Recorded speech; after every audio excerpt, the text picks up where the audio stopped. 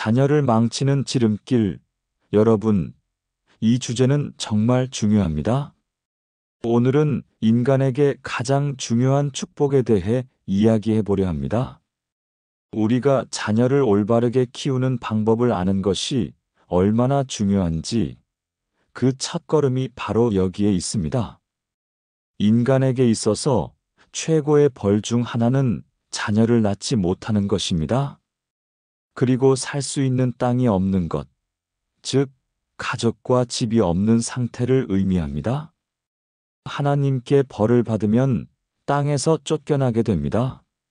아담과 하와도 그랬고, 가인도 그랬습니다. 게다가 정착한 땅이라도 소출이 없을 것이라고 하셨습니다. 이는 환경오염을 말합니다. 인간의 죄는 결국 환경오염을 낳게 됩니다. 여기서 인간의 죄란 욕심과 이기심을 포함한 것입니다.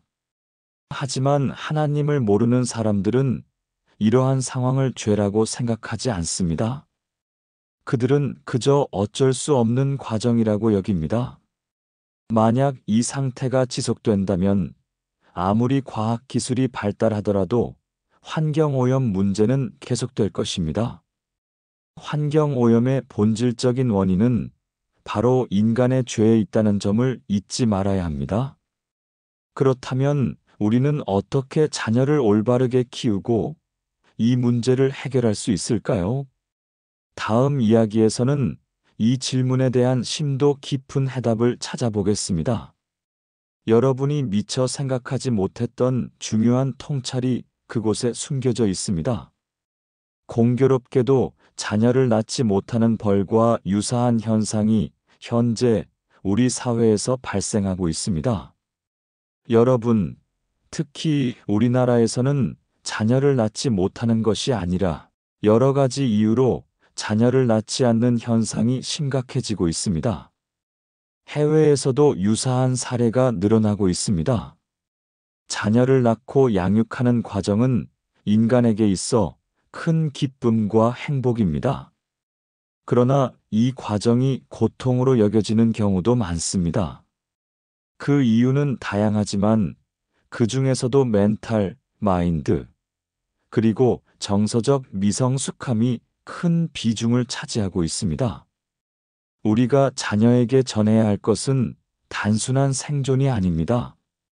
사랑과 배려, 그리고 책임감을 가르쳐야 합니다. 하지만 이러한 기초적인 가치들이 무시되거나 왜곡되면 자녀를 키우는 과정이 힘겨운 부담이 되고 마는 것입니다. 결국 우리는 자녀를 통해 자신을 돌아보아야 하고 그 과정에서 진정한 행복을 발견해야 합니다. 그렇다면 우리는 어떻게 이 미성숙함을 극복하고 자녀 양육의 기쁨을 재발견할 수 있을까요? 다음 이야기에서는 이 질문에 대한 깊이 있는 해답을 찾아보겠습니다. 여러분의 삶에 새로운 통찰을 가져다 줄 중요한 메시지가 그곳에 숨겨져 있습니다. 이런 부분은 결국 성경적 가치관과 깊은 연관이 있습니다. 여러분, 가끔 하나님이나 예수님을 모르더라도 성경적 가치관에 부합하는 삶을 사는 사람들을 볼 수 있습니다. 이들은 자녀를 대하는 태도에서도 성숙한 성인의 모습을 보여줍니다. 물론 성경적 가치관이 모든 자녀를 완벽하게 키운다는 것은 아닙니다. 아브라함, 이삭, 야곱과 그들의 12자녀를 보면 그들 사이에도 부족함이 존재합니다. 하지만 이러한 부족함도 자녀들의 자유의지에 의해 결정되는 부분이 큽니다. 즉, 자녀 스스로 성경적 가치관을 노력하며 받아들이면 훌륭하게 자라날 수 있습니다. 이것은 마치 씨앗이 좋은 토양에서 자라나듯이 올바른 가치관이 자녀의 성장에 큰 영향을 미친다는 것을 의미합니다. 그렇다면 우리는 어떻게 성경적 가치관을 자녀에게 심어줄 수 있을까요? 다음 이야기에서는 이 질문에 대한 깊이 있는 해답을 찾아보겠습니다. 여러분의 삶에 새로운 전환점이 될 만한 중요한 통찰이 그곳에 숨어 있습니다. 아브라함은 애초에 하나님께 순종했으며 성경적 인품을 지닌 인물입니다. 여러분, 기록에 따르면 이삭은 하나님에 대한 믿음이 신실했습니다. 그래서 37세의 이삭이 자기보다 100살 많은 아버지 아브라함에게 힘으로 반항하지 않고 순종하는 모습을 볼 수 있습니다. 이 모습은 단순한 순종이 아니라 깊은 신뢰와 믿음에서 비롯된 것입니다. 반면 에서는 사냥을 즐기며 외향적인 성격을 보인 반면 야곱은 장막에 거하면서 성경 공부에 집중했습니다. 요셉은 12형제 중에서 가장 많은 성경 공부를 한 자녀로 알려져 있습니다. 이러한 다양한 성향과 선택들은 각자의 삶에서 어떤 방향으로 나아갈지를 결정짓는 중요한 요소가 됩니다. 물론 유다는 성경에서 최초로 회개를 실천한 인물로서 하나님의 선택을 받기도 했습니다.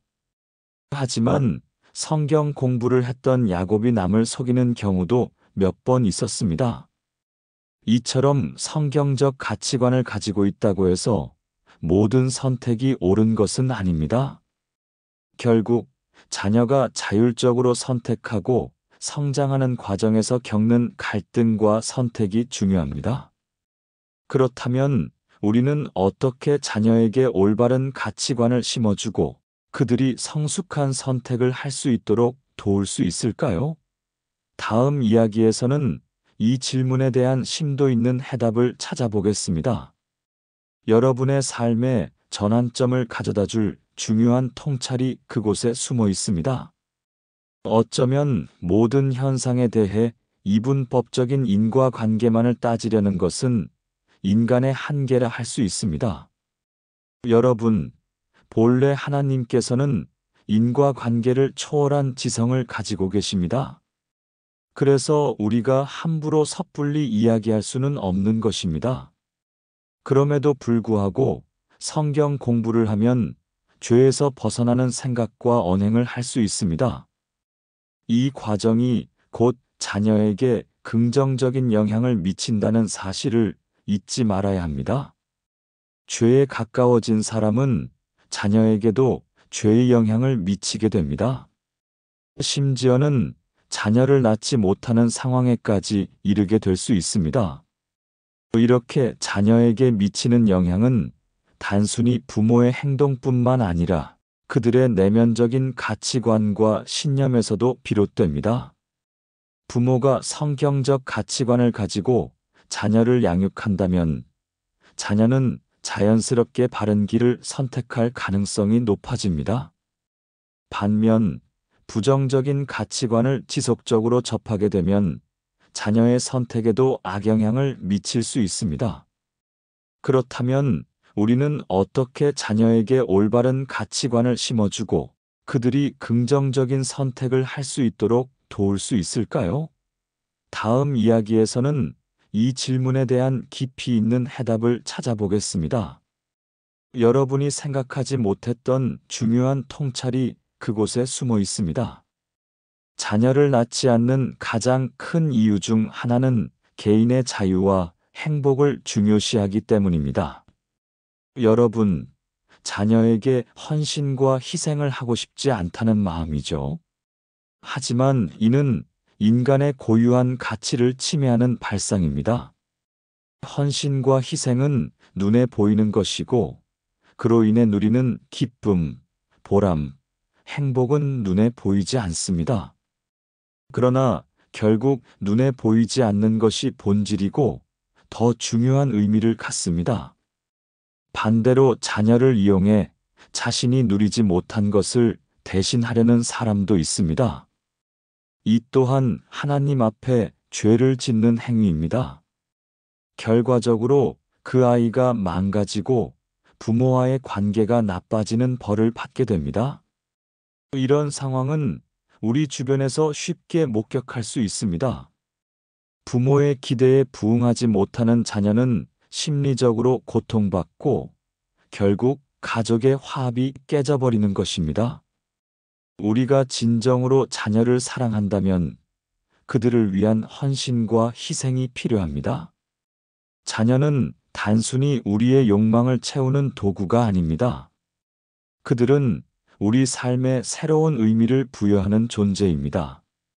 그러므로 자녀를 통해 진정한 행복을 찾기 위해서는 그들에게 진정한 사랑과 가치를 가르쳐야 합니다. 그렇다면 우리는 어떻게 자녀에게 진정한 행복과 가치를 심어줄 수 있을까요? 다음 이야기에서는 이 질문에 대한 심도 있는 해답을 찾아보겠습니다. 여러분이 놓치고 있는 중요한 통찰이 그곳에 숨겨져 있습니다. 자녀는 철저히 하나님께서 주신 축복의 선물입니다. 여러분, 하나님께서 주신 선물이기에 우리는 항상 하나님의 선물을 케어하려는 마음으로 바라봐야 합니다. 그래서 성경 공부가 더욱 중요한 것입니다. 오늘 말씀을 통해 우리에게 가장 중요한 축복이 무엇인지를 다시 한번 새겨야 합니다. 이제 오늘 말씀을 정리하며 기도로 마무리하겠습니다. 크신 사랑과 축복을 주시는 하나님을 찬양합니다. 오늘도 귀한 말씀을 돌아보게 해주심에 감사합니다. 저 또한 하나님 말씀을 깊이 새기지 못하고 살아왔음을 고백합니다. 그런 과정에서 하나님께서 주신 선물이 가족임을 깨닫지 못하기도 했습니다. 이런 저를 불쌍히 여기사 하나님 말씀으로 더욱 내면을 채워주소서. 우리가 가족과 자녀를 바라볼 때도 항상 하나님의 선물로서 대하게 하소서. 하나님 말씀을 가까이 하며 늘 깊이 새기며 서로를 바라보게 하소서. 우리의 고통은 모두 우리의 죄에서 비롯되는 것임을 깨닫게 하소서.